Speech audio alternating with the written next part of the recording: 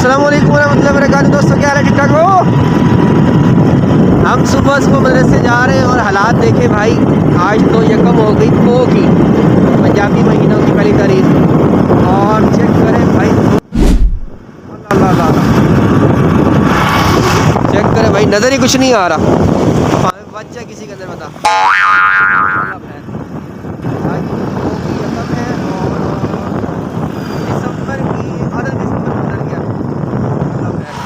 देखे, नज़र कुछ भी नहीं आ रहा। बस जैसे जैसे आगे जा रहे हैं और जनाब कुछ ना कुछ नज़र आ रहा है। हाँ बस साहब, आप क्या कहना चाहोगे? मज़ा आ रहा है सर्दी में? बहुत मज़ा आ रहा है। देखो कितनी कुर्बानी दे रहा है, पढ़ने जा रहा है सर्दी के अंदर, सवाब कमा रहा है। और क्या, चलो दिल लगा के पढ़ो भाई, सही है। हाँ, इल्म की तरबियत दें और सर्दी में इंजॉय भी करवाएं। ठीक है, अल्लाह हाफिज़। बस मिनी सा व्लॉग बनाना था।